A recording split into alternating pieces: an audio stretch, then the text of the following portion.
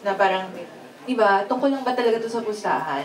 Nag-grow siya eh. Naging organic yung kwento, nag-grow siya.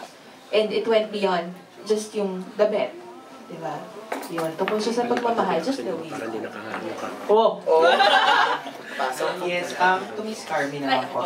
Ano po yung sabi niyong kaibahan ng love team ng Liz Gwen sa ibang mga love team na nakatrabaho?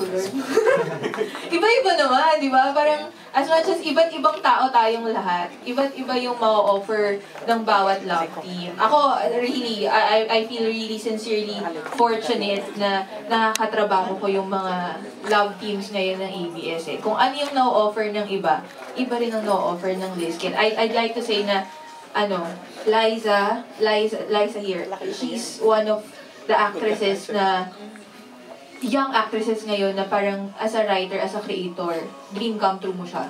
Kasi, hindi, really, I have to say that she's one of those actresses. Kasi, one of those young actresses. Kasi, grabe yung range ng bata.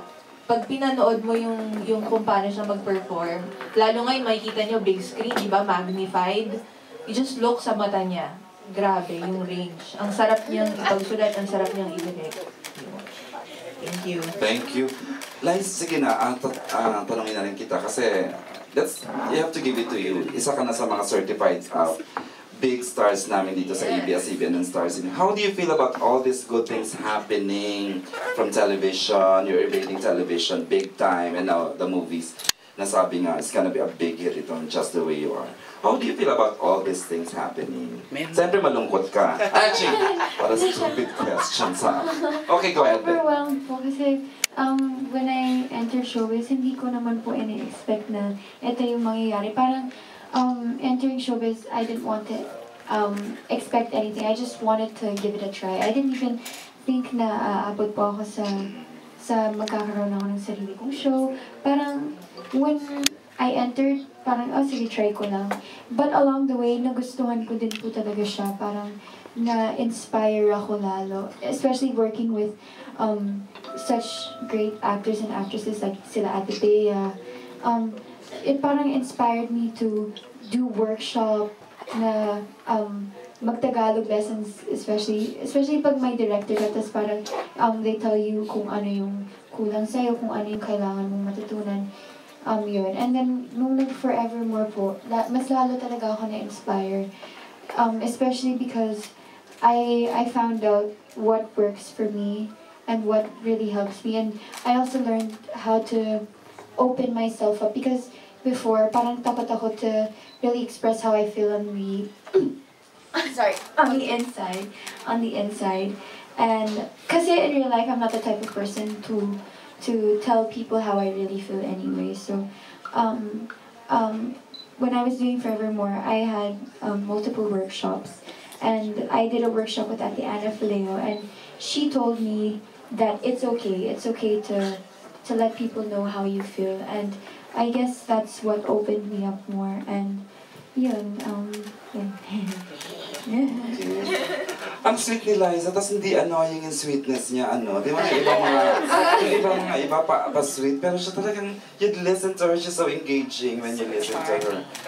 Okay, ayan si Manila ng push.com.ph.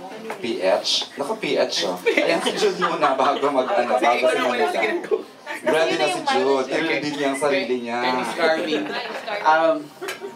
kasi di ba, as a writer, normally, writing a romance story. Let's welcome Enrique. Sorry, Jude, we had to cut you.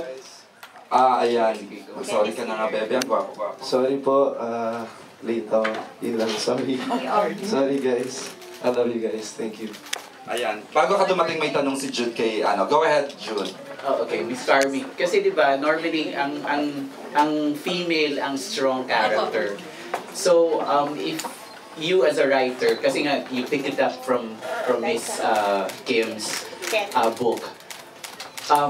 In your own opinion, ano yung mas mag-gravitate for the readers or the moviegoers? Apart from, kasi nga, di ba, you mentioned na my family background or anything that's really solid for the family. Pero ano yung nakikita mong characterization or character trait ni Sofia na mag-a-identify yung mga movie Mga goers. tao, ano yung relatable sa Kala ko hindi na matatapos yung tanong.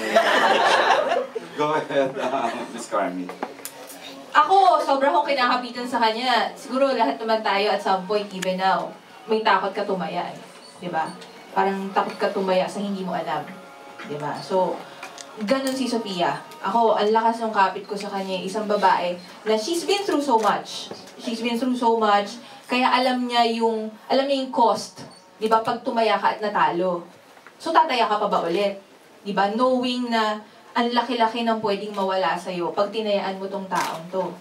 Diba? So, feeling ko daming takot ngayon eh. Diba? Daming takot magmahal. Kasi alam mo kung gaano kanya kayang wasakin. Diba? Pag mali yung tinayaan mo eh. So, yun. Ang lakas